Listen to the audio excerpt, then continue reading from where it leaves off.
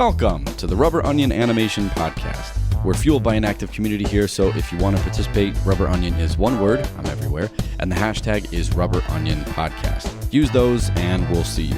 Everything else you can find on the website. I'm animator Stephen Brooks. I'm the Rubber Onion. My co-host is fellow animator Rob Yulfo. This is a review episode. Let's do this. I'm Don Bluth. I'm Harry Partridge. Hi, I'm Tom Moore, teenage superhero. My name's Adam Phillips. This is Robert Valley. And I'm in no way doing a forced plug. No, sorry. I won't say that. And you're listening to Rubber Onion.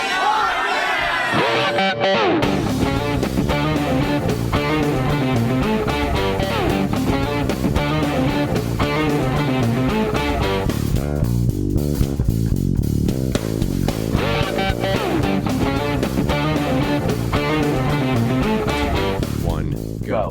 3, 2, 1, go. Okay, that's better. That's like 1 second. Yeah.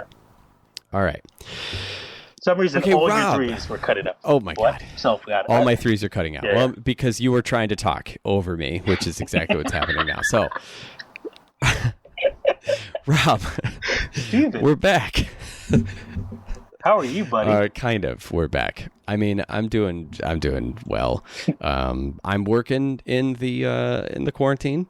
So for me, nothing has changed really. Everything's pretty much the same. The one annoying thing is that we're back to having to do these shows on the internet, and if the internet is kind of crapping out like it is tonight, then there's a problem. I can't see you. You can't see me. We had to turn our videos off so that the audio signal is better. Can't record on the computer. Have to record on a separate thing. You're recording on your computer. You're going to send it to me. I'm going to sync it back up. It's like the old days, and it makes me it makes me remember how bad the old days were. Well, I like it because it's just your. I don't have any image on my Google Hangout. You have yours, and it's just this. It's like an orb of your face, just kind of. Every time you speak, it just kind of vibrates. Sure. I mean, I see basically the symbol of like a men's bathroom. Oh yeah. That is just blue, and that thing or is like just the MySpace icon. It's the same icon. It's the bathroom icon. You'll always be the bathroom guy. And my picture is of me on a bright sunny day on top of a mountain in Aspen, Colorado. Yeah, I feel like you should be holding like a Mentos in your hand or something. I know. It was one of those pictures where I was like, God, the production quality of this thing. Like I like skiing, but and skiing is usually expensive unless you're like in Central New York, where there's the Adirondacks, and it doesn't really cost that much to go skiing. It's it's I think if you are going to a place that is like a resort, that's a different situation. So of course, when people think skiing, it's like, it's really expensive and inaccessible. But in a place where there's a lot of mountains, and maybe not a lot of population, then skiing's pretty accessible and kind of everywhere. So when I went out to Aspen, I got to ski in the Rockies, and it was something that I had never done before. The snow out there was different. It was incredible skiing. It was very fun, and it was very expensive. So, of course, I was going to take the most out of the experience of being out there. So, yeah, I was on top of the mountain. I was taking pictures of everything. And when you're up there and it's a bright, sunny day, it's actually kind of hot. Like I had to wear sunscreen. You can get a sunburn being up that high. The air's really thin, the sun's out, and it's like, it's like 30 degrees, but you can still get a sunburn pretty easily. So you said Aspen. I immediately went to Dumb and Dumber. I feel like that's the first time I heard of that place. Aspen was from Dumb and Dumber. What does that say about me? Slappy, silly, slappy. Oh, Samsonite. I was way off. I love that movie. Got no food. That We movie- got no jobs. Our pets' heads are falling off. Heads are falling off. Oh, the delay was perfect. That's a movie that shouldn't exist. I mean, it shouldn't work the way that it is, but it works. But it shouldn't. Yeah, I wish I could say about the sequel, but Sequels. There's a prequel and a sequel. listen, I would even say the prequel was better than the sequel. Oh my God. Yep. Did you see the Well, sequel? you know what movie has it? No, I didn't. But you know what movie has skiing in it? What? The Willoughbys. Oh, Look at that transition. And the same haircut as Lloyd Christmas. Sure. Yeah, we were trying to decide like what are we gonna what are we gonna watch? There's a lot of animation stuff that's out there now. There's oh my God, I was gonna say Outlander. That's a different show. Onward. Onward, thank you. There's Onward. There's the Simpsons animated short that plays before it. Both of those are up on Disney Plus. There's the Willoughbys up on Netflix that we talked about in the trailer talk. There is Midnight Gospel. Yes, thank you. That is animated by Titmouse, and it's a Duncan Trussell, psychedelic podcast thing. I haven't seen it yet, but I'm probably gonna check it out at some point. There's a lot of animation that is out there now to see it, and you can go to hell with your trolls. Rock trolls. I actually heard that it wasn't bad, but I didn't see the first one, and I'm not Well, going to see the thing about it is it's a historical moment because it is one of the first animated. Wait, what they said? It's the first animated films to go. They immediately put it on online because we couldn't go to the theater to see it. Trolls was the first one? Yeah, they said it made history for something like that. Oh, I guess maybe technically it was the first. I mean, Onward did that. But maybe it just came out after Trolls. Yeah, that's probably a piece of history that I should know. It's funny the way that we break things down like that. It's not the first movie to do it, but it's the first animated movie to do it. It's just those kind of subcategories of firsts are just kind of funny. It's like it's not the first guy to climb Mount Everest, but it's the first guy to climb Mount Everest while also sucking on lollipop. It's these subcategories of things. See, now I see your image where you're in the mountains, and I just see you holding a lollipop as well. I mean, you don't know that that's what I'm holding. My hands are not visible at that moment. That's true. It is cropped. So yeah, it's cleverly cropped. I could be holding anything. I still don't. Yeah, I don't have any desire to see the Trolls movie. Okay, good. So let's talk about the Willoughbys. Yes. Or what I call it, the abused redhead kids movie. Sure. Yeah. I mean, they really are. They're not even. It's strange because they're abused in the way of neglect. They are neglected kid. Now, I don't think I quite understood when we talked about this in the trailer talk. I don't think I quite understood the movie. So yeah. I think my idea of the movie was that there were these kids that were kind of crappy little kids who didn't want to be with their parents or whatever, and then they sent them off on their own so that they could be alone. I don't know. That's kind of what I got from it. Maybe I wasn't paying attention to the trailer. Is that? No, did you what get I something got else? was the parents just were disgusted by the kids and everything, but I didn't know it was going to be to the degree of not caring if they eat or anything. There were kind of moments in there that kind of caught me off guard. I was like, oh wow, that's kind of grim. So let's get right into the highlights up front. When we talked about it on the trailer talk, the one thing that both of us remarked on was that the style was something that we really liked. And the animation seemed like it was going to be fun, that it was actually animation that was going to be using the designs well, as opposed to sometimes you can look at a design and go, oh, those are really great, but then they start to move and you're like, why are you moving generically? Which actually made me think of the Addams Family movie. Yeah.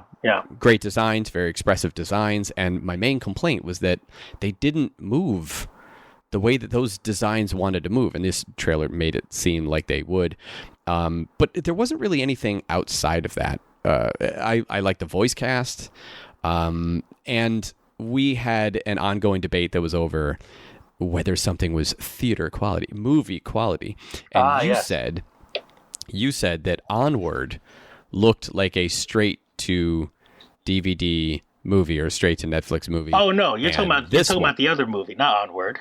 The family Connected. Yeah, you're right. That Connected looked like it was a straight to DVD movie, and that this one looked like it was a theater movie. No, well, I didn't say straight to DVD. I said straight to like Netflix or something, a streaming. All right, service. whatever. Straight to Netflix is the straight to DVD straight of to our age. DVD seems more like $5 bin kind of deal. Well, so that's straight. We're old. Straight to DVD for us should mean straight to video. That doesn't necessarily mean $5 bin. That means that's like it's a movie that goes. Anyway, $5 bin is a movie that came out in the theater. And then the company printed a whole bunch of them, but nobody cared about it. It was a movie that everyone thought was going to do well, and then it did horribly. Straight to DVD is a movie that skipped it entirely and is something that is only seen when you're just walking around Blockbuster. Come on, man, get it together. All right, sure, I suppose, yeah. All right, so anyway, what you said was this movie looked like it was a big screen movie. Right? Yes, in that quality. Okay, in that quality. Yeah. Sorry, you cut having off seen it. Okay, sorry. It's the internet, man. Haven't seen it. What do you think? I changed my mind. I think this was in the right place. Yeah. See, that's the thing is that I looked at it and I was like, I was so surprised that you said that, because while I do like the look of it, I kind of I get that feeling from a lot of your Despicable Me's, your Trolls' things like that. I'll look at it and go, God, that feels like that's a movie that wants to be mostly enjoyed on Netflix, but it doesn't matter what I think because they make tons of money in the theater. But it just looks like that kind of quality, a type of thing. That's the type of market that they're going after. And I want to make this explicitly clear. I don't think that is a lesser quality market. It's really only from my end. It is just based on historical figures or whatever. Like, where is this movie going to be mostly enjoyed? And a movie like this is going to be mostly enjoyed in the comfort of your own home, watching something up on Netflix, with the family. You can either pay attention to it or not. It actually has a decent amount of rewatch value because of all the crazy expressions and animation and things that they do as far as like for kids, go. And I would not mind if I were a parent to have this on, if the kids just wanted to watch it constantly. Like it has enough things going on that's kind of like, fun and interesting. I don't think that it makes it a worse movie to say that it goes up on Netflix. It's just a different field. You know what I mean? Yeah. I mean, but I kind of saw it like Sherman and Peabody a little bit, something like that. Or Peabody and Sherman, I mean, come on, give the professors due. Puma and Timon, Yeah. I like to switch the names back. Yeah. But no, I got the bit. Yeah. Yeah. But I looking at it at first, and I don't know how far you want me to talk about my experience watching it. We'll go in order, but just kind of giving a general overview on stuff. Oh, okay, yeah. So yes, necessarily no, maybe not, but to some degree, yeah. But I think I kind of saw more of it than when I saw the trailer. Saw more. Oh, I understand. Okay, you saw that Yeah. it was going to do more than it actually did. I get it. Yeah.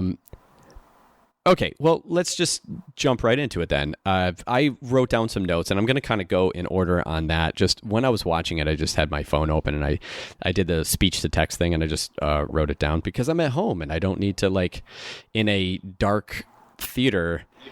Well, I wouldn't need to do it this one anyway, but on my little Post-it notes, try to write on the Post-it notes without seeing them. I just, through my like second sight, be able to know when I wrote something down and go underneath that. In the beginning, I wrote this, that right in the beginning, you can tell it's on 2s.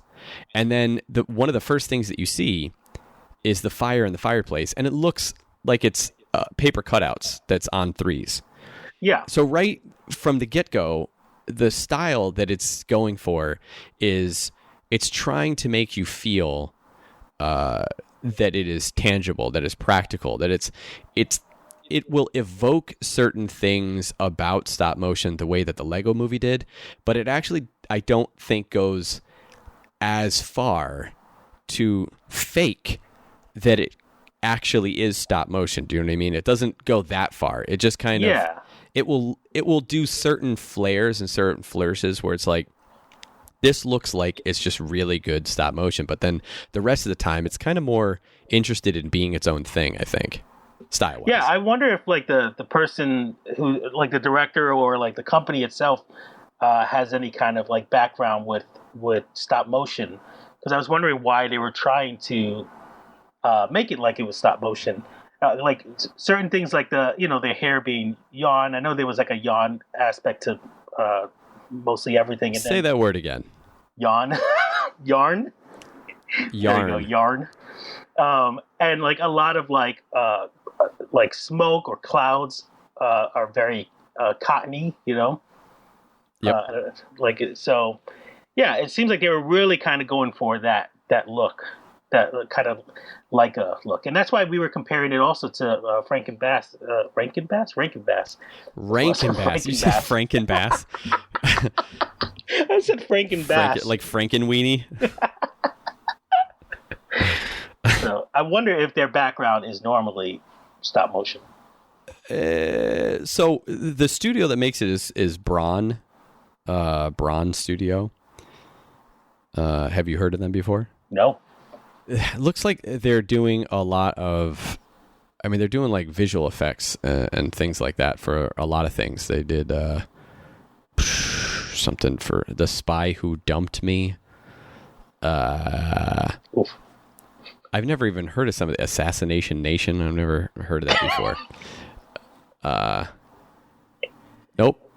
Never heard of most of these. The Layover. Oh, Beatrice at Dinner. That movie I think is on Hulu. It has Salma Hayek in it. I think you can watch that. All right. So, yep. There's there's those movies. None of those ring a bell whatsoever. Nope. Not that I see anyway. It's interesting because you look at there's the production companies, Braun Animation, and then Creative Wealth Media, and I can't I don't notice any of these things. I wonder. It's a Canadian motion picture company based in British Columbia. This is all stuff off of Wikipedia. It's about as much as I can get from here. Yeah. So I have no idea. Like, I have no idea really where they came from, and how they got this. As far, because even on their link it says Braun Studios, Braun Creative, but when you go to the link to the Willoughbys, in the thing it says Braun Animation is the production company. So yeah, I have no idea where. So maybe this is like their biggest project. It must be, because in the production part it says that in 2015, Braun Studios acquired the animated film rights to the book, The Willoughbys. And I mean, then they Selma hired... Hayek is a good get, you know? I don't think they... Wait, what are you saying? They had Selma Hayek in the past projects. I'm not saying, like, movie, but... No, I don't... No, they didn't. They didn't direct... I don't know. I don't think they directed it. Oh, yeah, that's true. Beatrice at Dinner. It looks like production company was Killer Films and Braun Studios. I'm assuming Braun Studios did some post stuff for it. Production, blah blah blah blah blah. It was announced Christine Vachon, Vachon, would produce under her Killer Films banner, as would Aaron L. Gilbert under his Braun Studios banner. So, yeah, that's it. Listen, this is as much information as I have on the studio. It's all just to say, like, this came out of nowhere. Style-wise, I was so impressed with the look of it. Yeah. Yeah, I thought the animation was fantastic. The design was fantastic. Like, wherever they came from, I'm actually a little embarrassed that I don't know more about them. That I don't know more about their stuff. Like, okay, so now I'm on their page and I'm looking at the animation, and if you look at it, there's Mighty Mighty Monsters, Pranks for the Memories, New Fear's Eve, and Halloween Havoc. I mean, if you're talking straight to DVD movies, yeah, they kind of sound like the Blumhouse of. Well, they look like they're very kids movies, and I mean, I'm looking at this, and just another example of why 3's horrible is never ever coming out, because Mighty Mighty Monsters is a Frankenstein, a Dracula, and a Wolfman, and they're kids. Yeah. Then we have The Henchman, and The Henchman is now available on digital and Blu-ray. It stars Thomas Middleditch, Rosaria Dawson, Will Sasso, looks like Alfred Molina. It's a very small... Oh, Jane Krakowski. That's funny. She's in The Willoughbys. Bobcat Goldthwait. Craig Robinson. A lot of names here. Yeah. Never saw the movie. No, me either. Anyway, we don't need to keep... Yeah, they were located in New York, or was that just a random city? I can't remember. I think that was a random city. Yeah. Let's talk about that. Like, right in the beginning, as it's opening up, I kind of got this little swelling up. Like, there's all in Manhattan. There's a lot of places in Manhattan that have like old buildings that were smaller, that were either built in or remained between two other buildings, and it looks smushed. And they're usually like brownstone style residential, sometimes white stone, that it looks like there are two gigantic office buildings, and then in between them, instead of having an alleyway, you just shoved in this little home that it's like a suburban old style home that has been squished between two houses, and they usually have some sort of yard, some sort of thing, and it's because they're pushed back into the alley a little way. So there's no real sunlight that's coming in from either side, even if they're straight up to the sidewalk. Yeah. I'm always fascinated by those buildings. And so it was just kind of a fun setting to put that in. I don't know anything about the story, so I don't know if it was set in New York or if it's just kind of evokes that type of feeling. But yeah, I loved it right from the get-go. Yeah. Even though Ricky Gervais was a talking narrator cat, Oh, still. Did you hate that? I actually thought that if this is like the first time that I had heard him, I would think this is pretty charming. This is pretty nice, because the cat is talking in a very naturalistic way. It's just Ricky Gervais talking.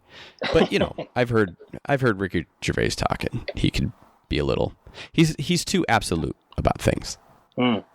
See, this is so. I think one of my major issues about the movie is that it does have a dark tone to it, but I feel like they didn't really push it enough. You know? I don't. It's PG, and it's an animated film. That's a family film, but it's kind of like a bad family. It's a family film. Obviously, it has to have some sort of happy ending, but they do kind of take you on some twists and turns on that. But the whole premise is that there are these two people who are like so in love with each other that they are all that they care about. They only care about each other. And the premise is that I think the phrase is actually, and through that love came, and then, there was a child. I just think it's funny. It's like these, and the idea is that they are so incredibly selfish that all they care about is themselves. But the product of them loving each other, aka the sex, comes kids. Yeah. But they don't care about the kids.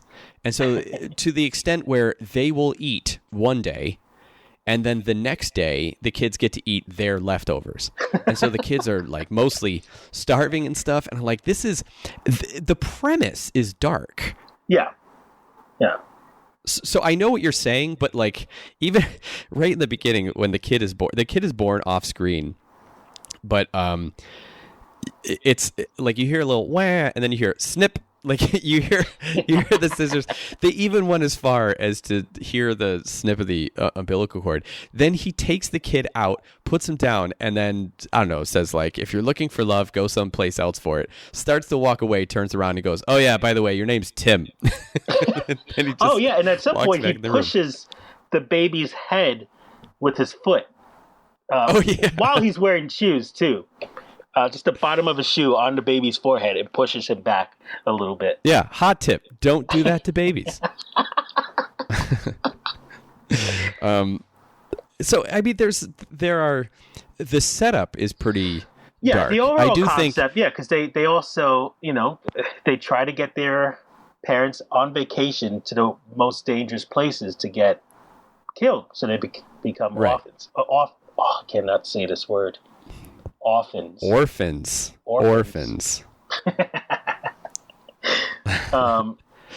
I feel like it's there. But that's the premise, and it's dark, and it, I think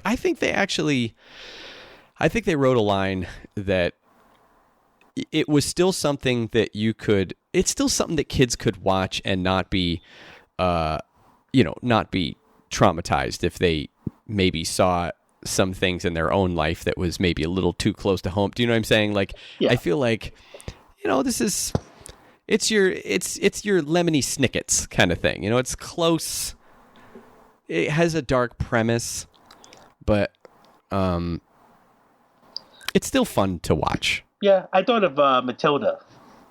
That kind of Matilda. Yeah, Matilda's a great example.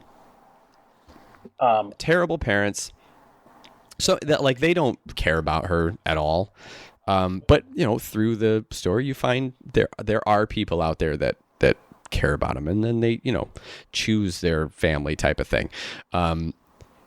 It was pretty funny that their whole idea was to quote orphan themselves. I thought that was funny, and it all kind of kicks off because there is a baby that's left on the doorstep and that's the orphan, and then they give the orphan to another, and then they come up with this idea. I was like, hey, let's what was the other thing they said when they dropped the baby off? They're like, I think they said that they re-orphaned the baby.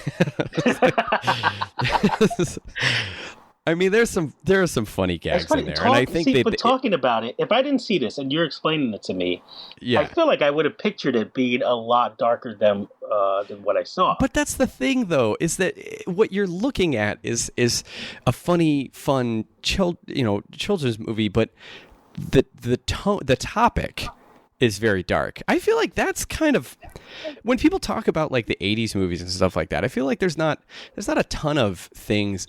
It's more like the topic is dark, or the premise or the plot or the things that happen in it are dark, but it doesn't necessarily mean that the tone itself has to be dark. Yeah. I think what lost me is, I think it started off with that mood. It started off, and then towards the end, it kind of returned to that. But right in the middle, I feel like that's when they kind of lost me. Well, in the middle, you're kind of in your standard family movie that's moving along. I feel like the middle is kind of where you get your that's your skeleton. That's your bare bones structure of the movie that gets rewritten and sanitized down to the point where you're just trying to keep things moving along. But the beginning and the end has to be strong. And I feel like the beginning and the end were strong. They were good. It was a good lead in, and it was a good lead out. And that's listen. Making a movie's hard. We know this. Making anything is hard. Especially in this situation. I don't really know. I don't know a way that, unless they had the backing of a lot more money or a lot less money, meaning a lot less people, I don't know if the story could have gotten changed much out of where it is. It's a miracle that this got through the way that it was. But I do feel like the pitch was kind of like they would throw in this thing and then this thing. They're like, here we get a little bit of Addams Family, we get a little bit of Wes Anderson, we get a little, they're kind of throwing in all these items. They're like, a little, was it Wild Thornberries, a little bit of. Oh yeah. You know what I mean? Just in the design with the the mustache, but the title card, for instance, is Wes Anderson, and as long as we're going down that, Mark Mothersbaugh, the guy from Devo, who is does all the movie, he does all the music for Wes Anderson movies. So I didn't know that. Yeah. So I mean, they got him, and actually, when I was looking up Beatrice. The Salma Hayek one, Mark Mothersbaugh did the music for that one as well. So it's probably, they knew him from another Braun Pictures, whatever production. But I feel like that's what they're doing. They're kind of bringing that stuff together. I think it works style wise, but also tone. I don't think that the movie suffered by not going darker. I feel like it went as dark as the premise would allow, while still keeping a hint of that kind of Wes Anderson fun and like I think about the Royal Tenenbaums, and one of my favorite scenes is Gene Hackman gets stabbed in the gut, and then then he's like, have you seen the movie? I've seen it, but I don't remember much of it. Okay, guy stabs him in the gut. He stabs him, and then he's like, "Okay, let's get you to the hospital." It's just like that kind of tone is really funny. It's a dark moment, but it's not. You know what I'm saying? It's not like desperation and dark, and it doesn't go as like Addams Family still has a playful attitude, and I think that they deal with more death-defying situations. You'll have like Pugsley on the knife dartboard thing, and stuff is getting thrown at him, and someone could clearly die, but you never in that moment think that he's in any actual real danger. I mean, even the way that the knives are flying at the board, it feels like a living cartoon kind of thing. So yeah, I feel like it worked with the tone that they were going for. Well, the thing is, the whole aspect with the man who has the candy factory. Sure. I feel like having that big candy factory moment and stuff, it didn't really work with me. Like, I felt like it was kind of pointless. Maybe he could have had just a regular job. Yeah, we're gonna get around to all this stuff because that was their Cloudy with a Chance of Meatballs kind of tone place. That you know what I mean? It's another one of the remixes, and guess who did the music for that? That almost felt like they went into another movie. What? Well, you just ruined my thing. Mark Mothersbaugh did the music for that. Okay, so thanks for stepping all over that. Anyway, my point was. Hey everyone, Stephen Brooks here, cutting into my own show to let you know that this episode is supported by listeners like you on patreon.com/rubberonion. If you like what you get from this show, you see value in it and want to keep it going, consider becoming a patron and get basically everything related to the podcast early and or exclusive, including our new Podcastimation, which you get to see a full month early. It's like a subscription, but you get to pick the amount. The more you give, the more you get. The show can go on. Patreon.com/rubberonion. Check it out. As always, thanks for listening, and let's all meet up back at the forum on rubberonion.com. I'll see you there. My point was, I feel like through the people who are working on it, they kind of made a pastiche of other movies and put it together to make, the tone of this film. Yeah. Which didn't not work. It worked. I totally know what you're saying. It was kind of a Willy Wonka moment. It was a Cloudy with a Chance of Meatballs look. But it also showed a different place, where they came from and where they re-orphaned the baby. Two completely different places. Plus, it also got us an opportunity to see the fat ducks, which I thought was funny. Oh yeah. I like that. I think that's good. What do you think about the characters themselves? I liked the characters, but again, the baby is kind of like a feral baby, which kind of reminded me of the Croods. There's the Barnaby twins, which are kind of like the Pesto twins in Bob's Burgers. There's just those types of things where I feel like I've seen these characters before. I couldn't get it out of my head that this was just stuff that they pitched. This, but in this situation, it was like that was the pitch for every character. That was the pitch for every story, plot point, or design or something. It was like, it's kind of like this, and then they just adhered a little too closely to that they were talking about. Yeah. But yeah, no, I thought the characters were fine. I most importantly, there were differences in the way that they were animated. The parents were animated differently. I think Tim was animated closest to the parents, which makes sense. He was the firstborn, and he's trying to take over. So like visually, they're connected that way.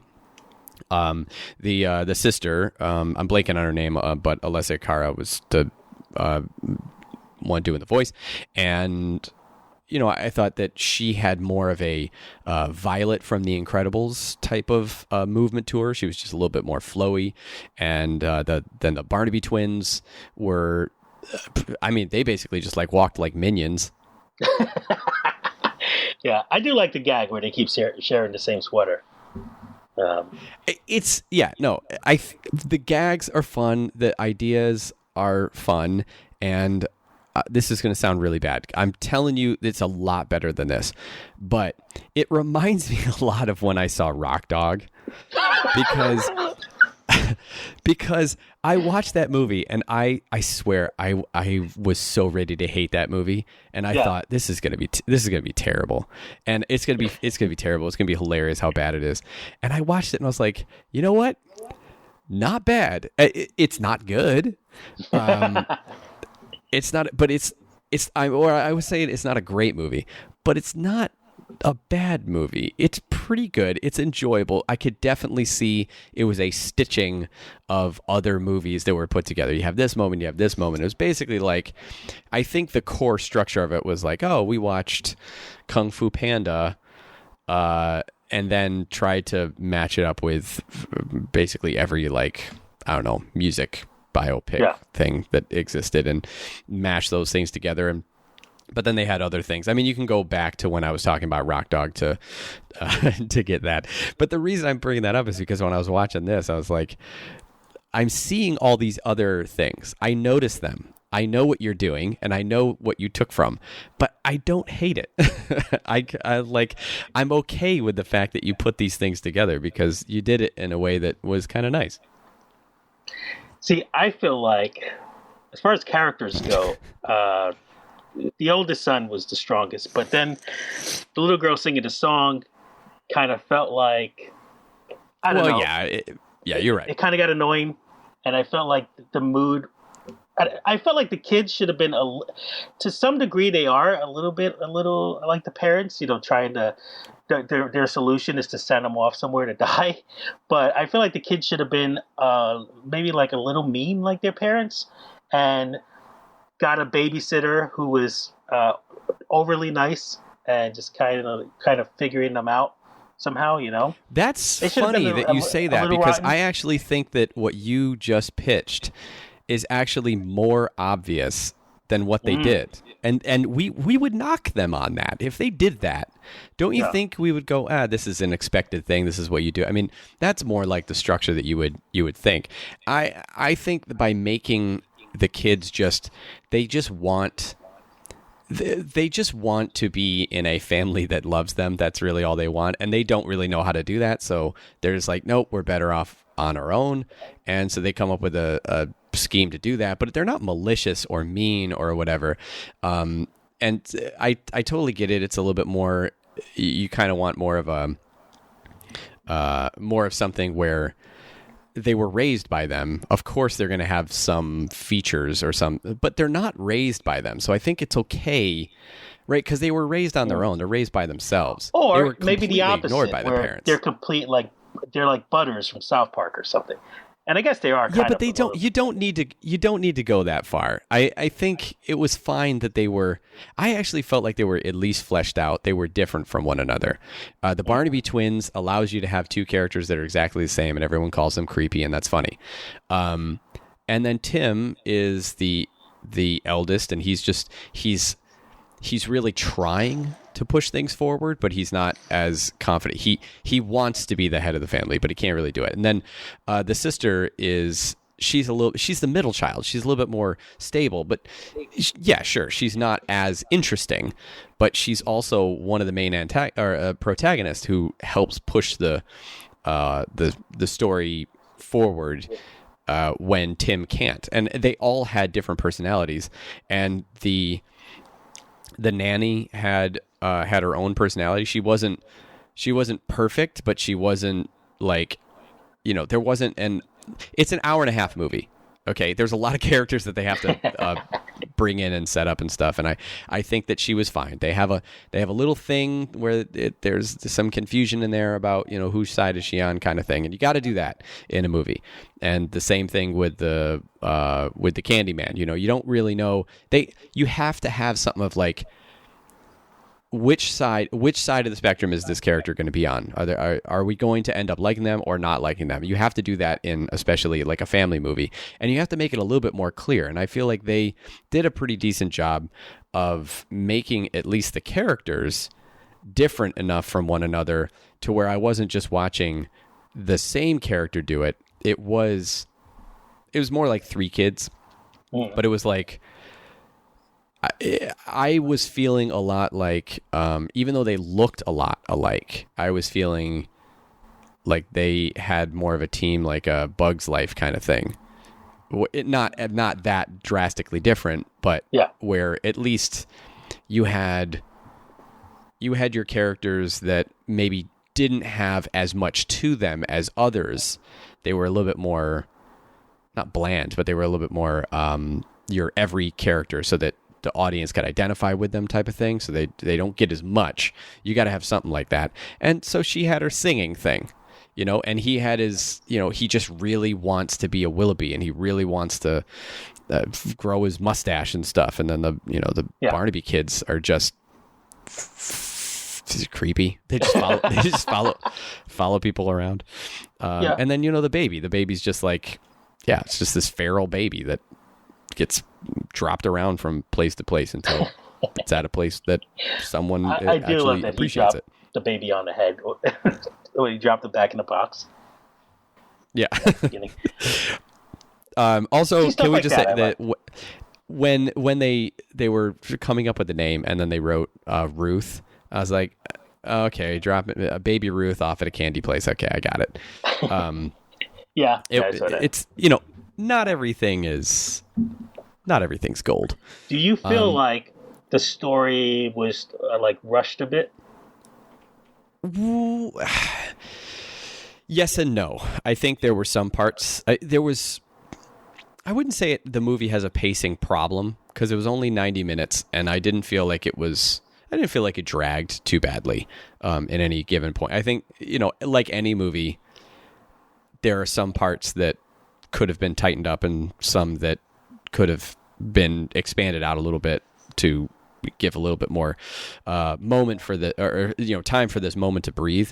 But it's completely possible that if they had stopped to fix those things, it would have broken other things in the movie. And I believe it or not, as far as like when we're criticizing something, we do have sympathy for the fact that you have to call a movie done at some point.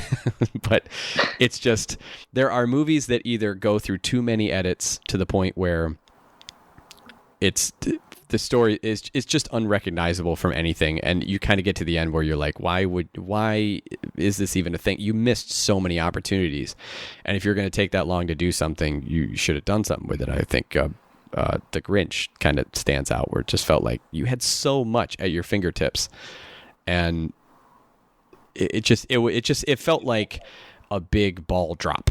It felt like a big fumble. It wasn't terrible. It just like, man, you had everything working for you there, and it just didn't work the way that I think that they wanted it to. This movie actually feels the other way, where I didn't know the story. I'm sure that, the premise is actually kind of a difficult premise to do. You pitch this. The most important thing is figuring out the tone. That's the most important thing. And to go with kind of a Addams Family meets Wes Anderson type of tone is interesting, I think. Oh, definitely, yeah. But then I feel like they started off with that tone, and then it kind of became a Blue Sky movie. Yes, you're right. Blue Sky meets Illumination. Yeah, you're right. Yeah. Yeah, no, I completely agree with that. But there were other things in there, like, okay, another beginning part. When they were talking through the travel plan, the animation cutaway felt like that Captain Underpants cutaway where it was... what was the thing called?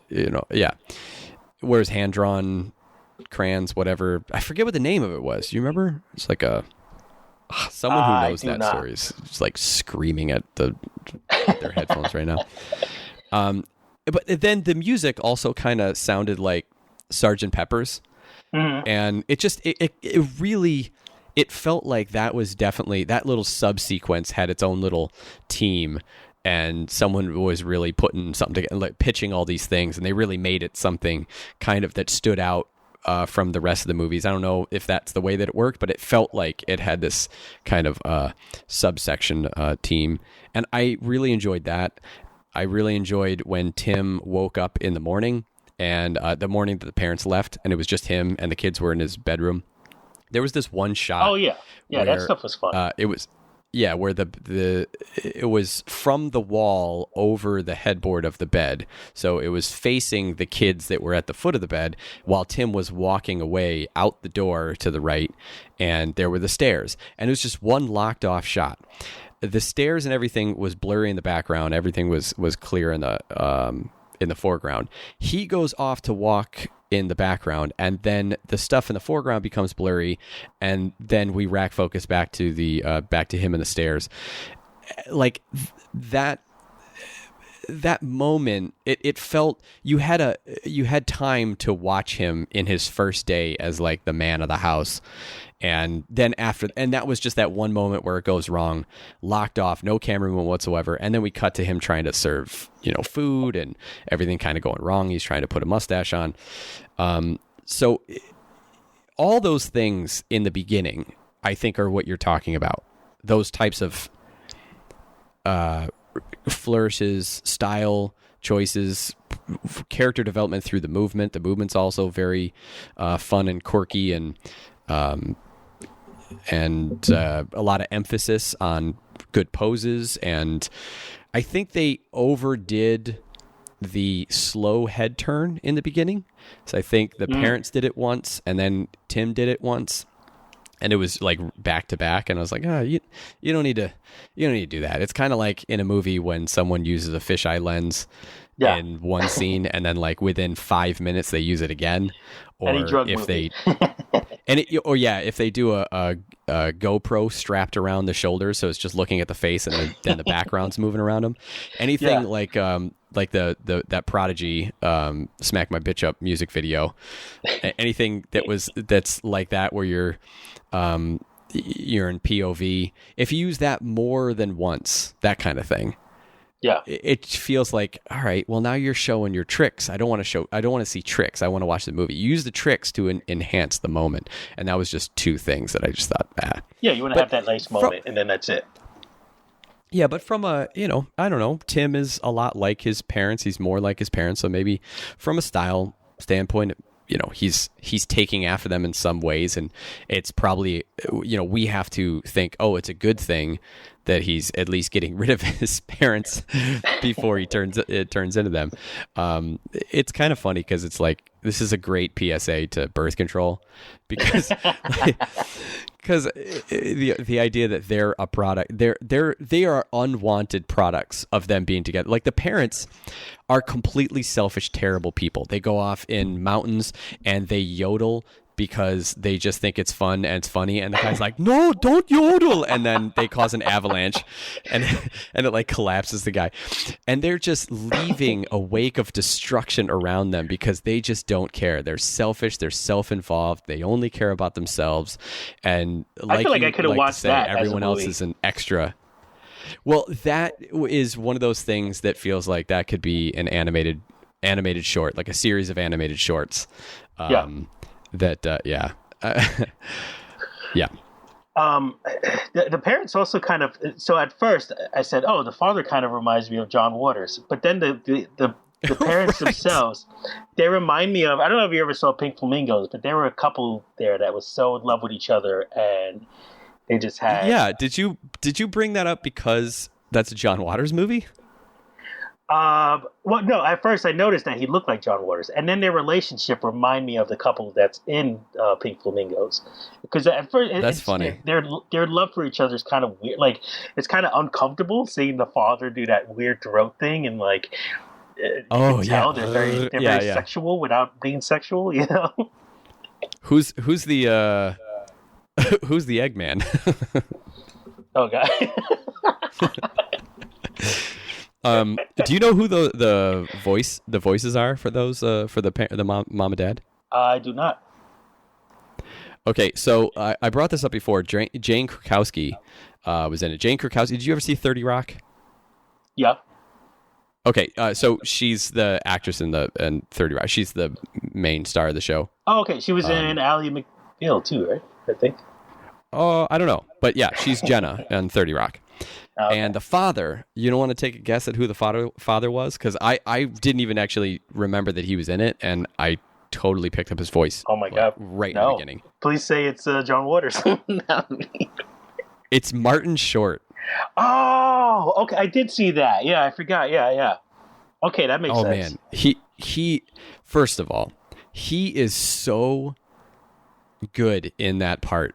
The way and Martin Short has an amazing voice. He does this thing a lot when he's doing voices, when he goes up kind of like this and then all the way back down. It's what he did with his Jimmy Click, and I don't know. He goes all the way up and then comes all the way back down. Yeah. It's really fun. And then Jane Krakowski is so good at being selfish and vapid. She's like, her voice mixed with his as the completely self-involved parents, it was great. So anyway, it was just kind of fun to see when I was thinking, like, this is a great PSA for birth control. They're still terrible people, and they would still leave a wake of destruction around them wherever they go, but at least don't bring kids into this. Like they didn't deserve this. They're making the best of the world that they're given, but yeah, they shouldn't even be in that house right now. They shouldn't be the products of these terrible people.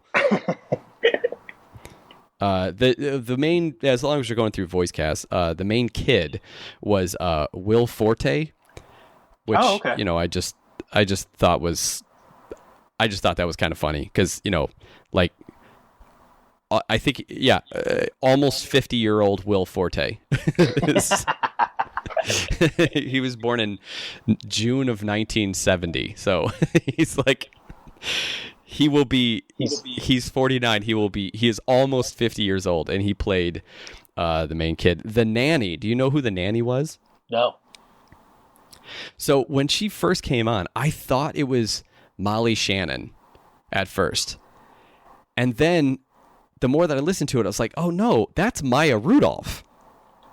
Ah, okay. And now I have the thought in my head of how close Maya Rudolph and Molly Shannon sound in certain, like when they deliver lines in certain ways, like when they want to sound sincere, they both kind of sound very similar. Yeah. In my head.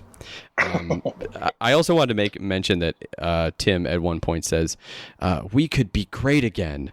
No, we will be. Now, setting aside the fact that, in my head, I was like, will be. I get it. Willoughby. They made that joke so many times throughout the movie about will be and will you be rhyming with Willoughby. That I was like, okay, well, that didn't sound that didn't make. At first, I was like, oh, I get it. I have this special thing that I found out, and then I found no, it's not special. They planned this, or the writer planned this. But can we just put an embargo on ever using something to be great again? Just at least for, let's say, the next 10 years. It automatically makes you think of that. It's like... Yeah, let's just not use that again. Yeah, I have written down here a few quotes. One of the quotes that I have is, "Give me back my baby." And I don't know if you remember that moment, but the animation in that moment was one of my favorite parts. It's one of the only ones that I actually rewound. Oh, who was the Candyman? It's the Candy King. Oh, the Candyman. Oh, do you want to take a guess? Was it what's his name? Kel? No, but it's funny that you say that. No, it's Terry Crews.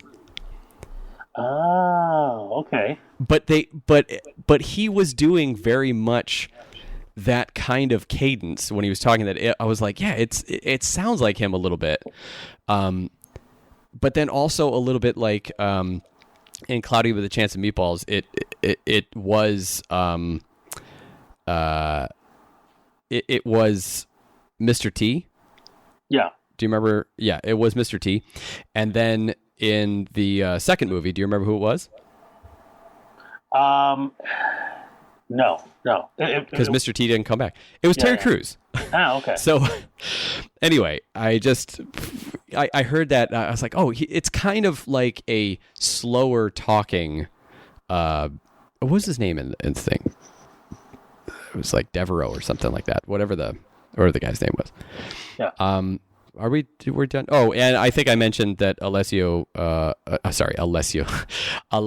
Cara was the daughter, and then there was, I don't really know.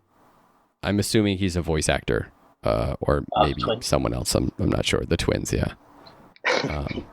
I'm not sure. Oh, did you have other quotes? Anyway. Yes, I did. So the other quotes I have. I like this quote. I may work for your parents, but my duty is to you guys. I like that as a nice little extra quote. I have when they were at what was the name of the organization that was the orphanage thing? By the way, none of these things are spoilers.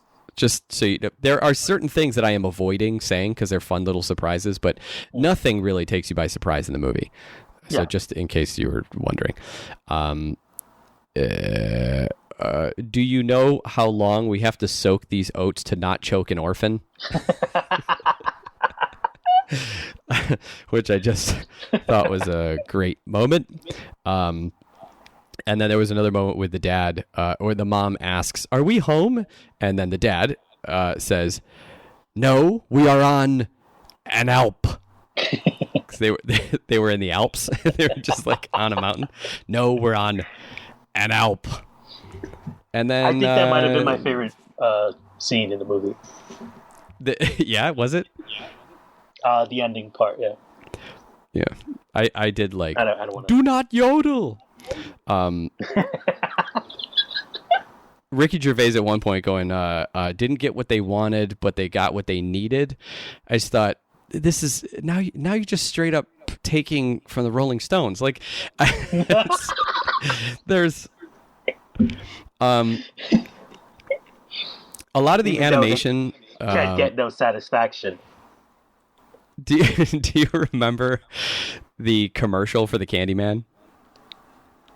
I mean, how much did that look like the Rankin Bass, specifically Rudolph short? Oh yeah. Do you remember what I'm talking about? When they were in there and they were all around the table and the TV for his commercial was on there. It felt so much like. Oh wow! Oh God! Was he the one of the ads on the bus on the buses passing by in the city?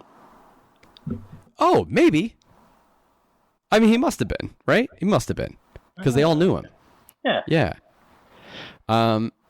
So anyway, let me just name a couple things here now that we're coming up on an hour. It's just what we normally do. The designs. Did you like the designs? Oh, I love the designs. Yeah. So the designs were done by Craig Kellman, and Craig Kellman, or if he wants to pronounce it, Craig. You didn't get that reference. That's fine. Nope. Hotel Transylvania, Okay. Madagascar, Addams Family, which I just thought was funny because I remember loving the designs. I felt like the Addams Family, it's a lot like the original cartoon designs of the Addams Family. I was like, oh, that's great. But then they moved so non-specific. And in this movie, it completely solved that problem. They all moved the way that those designs wanted to move. And I like the designs for Madagascar. He definitely likes playing with really likes pushing the size comparisons of your lineup, having kind of extreme pushes in design. And same thing with Hotel Transylvania, obviously. And the funny thing is that Mark Mothersbaugh, who I said he does all Wes Anderson movies, Cloudy with the Chance of Meatballs. He also did Rugrats. That's like one of those little trivia things that are kind of fun. You can hear it if you know Devo and then you listen to Rugrats. Like, it's actually a little closer. But he also did the music for Hotel Transylvania.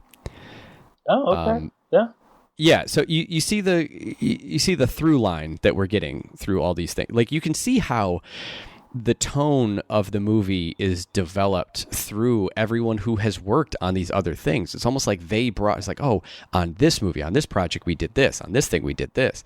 And it really feels like that mashup worked really well. I don't know at what stage in the process they did all these. And maybe had they been given more time or more of a budget, they may have been able to kind of press it into each other a little bit more. Right now, it feels like a very good looking collage, whereas they might have been able to actually like press it together into one, cohesive thing that didn't feel like, oh, I know that that's from.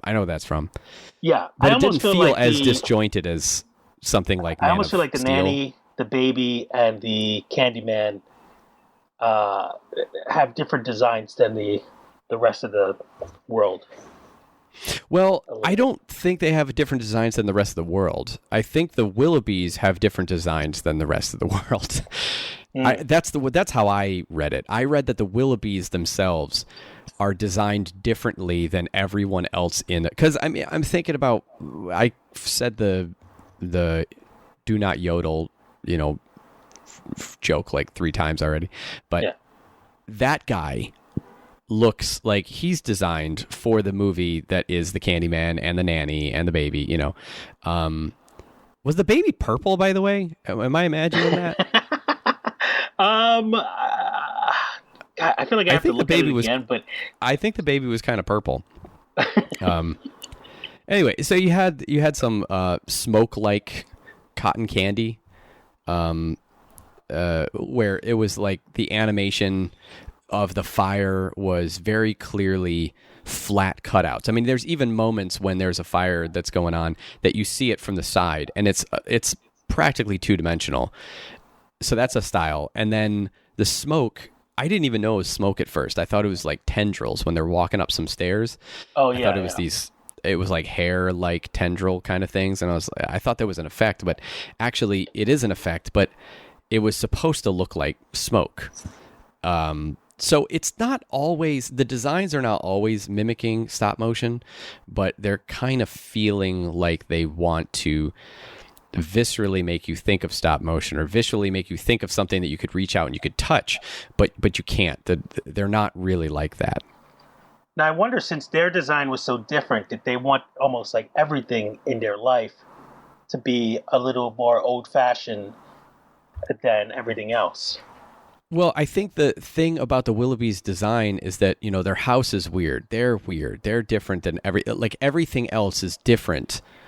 They are the odd ones out. So the kids' designs, the parents' designs, the house, the interior of the house, everything that's around it, all those designs, I feel like were just a little bit different than the rest of the city. Yeah. That's what I got from it. I didn't feel like it was just the nanny and the Candyman and the baby. I feel like they were actually in the correct movie. Title. It's a chapter of a book. Another gag that I liked was when the perfect family comes in, and they keep saying the perfect family, and they just all like love each other, and they're just they're talking really high and kind of doing baby talk type of thing, and there's a choir that sings like a perfect family, and it's a, and then they, you know, touch the door handle, they get electrocuted. There's all these things that are going on inside the house, and like, oh, this is a beautiful house, I want this house. And all I could think of is like, yep, that's real estate shopping in New York City. Like, they see this house and they're like, the house is big, anything that's wrong with it, we'll fix it. Yeah. You just work around whatever, just as long as it's affordable or in your price range. Exactly. They looked at it and they were like, this is a bigger space than we could normally afford. We're getting this place. And then, yeah. That seemed like a Family Guy, not Family, oh God, Addams Family moment. Yeah. It was. It was an Addams Family. It's Addams Family Values moment. Yeah. But yeah, totally. See, you have anything else to say about it? I feel like it was a bunch of different stories in one movie. Well, it probably was. It was probably different books, you know. That's why I kind of related it to Lemony Snicket's Series of Unfortunate Events, you know, that it feels like a movie that was combined together from, you know, a couple stories, you know, that were, and Captain Underpants. You know, it feels like it felt like it was from a book or from a couple books, but it didn't feel that way. Like, to me, I didn't feel that it was completely hindered by it. It actually kind of felt more charming to me, because sometimes you can be like, oh, that's based on a book. Why wouldn't I just like want to watch the book or whatever? But it was more, I felt the inspiration behind it, and I felt that the tone carried over. I really liked it. I thought it was good. I don't really care to watch it again. I feel like at some if point it were on, I wouldn't. Kind of feel like I would have no problem watching it again. Oh yeah, I feel like at some point I kind of wanted it. I was ready for it. Wow, that end. was like a 5-second delay. Oh god. All right, go. Go ahead.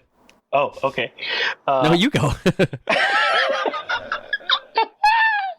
Well, it's a good thing we're back, baby. Yeah. We should just have a whole episode where we're just. Oh my god, man! Say something. I'm waiting for you to say something. Say something. I'll say something. You were going to say something. Say something. Yes, I hear you. Do you hear me? I've been hearing you. You just go silent after you say something. Oh, okay. No, I feel like that should be a whole episode of us interrupting. I say what I was saying is, at some point I was kind of ready for it to end, but I think it won me over when they went out at the end to go get the parents. Yes, totally, absolutely, and I felt like that was one of those moments where you're seeing the parents and they're going around, they're being terrible, and there came a point where I was like, I kind of want to stay with them a little longer. I want to see how bad they get, because I was in the beginning it was funny cutaways, but then the more that they showed, I was like, and they showed this like big montage, and I was like, oh, I want more of that. I want more of this thing, and then when they went to go get him. I thought that it's perfect. That's a perfect way to wrap it up. I actually had no idea what they were going to do. There was a moment that felt like, oh, this is the end. And then I paused it to see how much time there was. And there was 40 minutes left. And I was like, what are you going to do? But it was, I would assume that it was a couple different stories that were put together. But if not, they really just had three. There's the story of them at home when they send them away and they're with the nanny. There is a kind of B plot that goes throughout the whole movie that's with the orphan baby who goes to the Candyman. So there's the Candyman kind of sub B plot that's just there throughout. The second story is the house, I guess, kind of being sold. That's kind of I guess it's a smaller moment. Maybe that's a second B story. The second overall story is them dealing with the it's like the orphan agency or something. My batteries died. I feel like that's the punchline on this whole thing. Hopefully, we recorded enough to where we actually made our points. I feel like we probably did. So I recommend it. I feel like it's a good movie. It's not a great movie, but it's definitely well formatted for Netflix. It's enjoyable, and I recommend it outside of just for kids and families. It was a fun watch. Sometimes I just like putting on a fun movie and just having that on. It's 90 minutes. Throw it on. You'll get the animation's great. The style's great. There's some funny moments that are in there, and one of the things that is probably lost in the ether of the foghorn technical problem, battery dying issue. Let me just say more words. Lost is when Rob described it as cute, and I said that we usually say cute as a kind of backdoor insult, and where we're not dismissing exactly, but somewhat dismissing as like, yeah, it was fine. It was fine. It was competent. It was well made. It's just not. It's not for me, kind of thing. It's not. I didn't really enjoy it, and I feel like this is a more quality movie than should be called just cute. Yes, and then I backtracked and said, all right, maybe not cute, but I felt like there was more potential to it, and but overall, I think it was enjoyable. Great. So now we sum that up, and we're done. And I am going to turn off my record on purpose this time instead of it just dying off. Uh-huh. I feel like I don't know what the next thing is, but there's so much content that's out there now. I actually feel like while I have been avoiding, there's my computer fan turning on.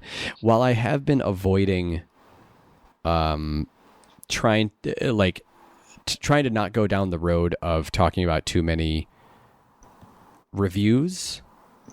I feel like that is probably what we're going to be doing. I just spit all over my mic. That's probably what we're going to be doing in the near future, is looking at some of these movies, watching them, and then reviewing them. Because the thought that I had was like, maybe that's something that people might want now. They're home. They want to know what to watch. Or they may have already watched something and they want to know what we think about it. I feel like that's something that, whereas usually I kind of feel like, I don't want to just be a review show. I feel like that is something that people want right now. Yeah, especially with the way things are right now, we have no choice really but to just binge watch a lot of content. So it only makes sense. That was my point. But we're no heroes, all right? We're just watching stuff. That's true. And speaking of which, I'm going to go watch stuff now. And I don't know, maybe I'll make some food. I guess I should probably eat. It's like 10 o'clock at night. Yes. What? No, I'm gonna Okay, I'm gonna go cool. to sleep. That was a good sum up. Oh, God. Oh, yeah, it's 10 o'clock. All right. Thanks for getting on, and let me put the camera back on, by the way. So now that you can see me, now that we don't need to have our... Yeah, right. What about you? I can see you. Hold on. Yeah, turn your camera back on.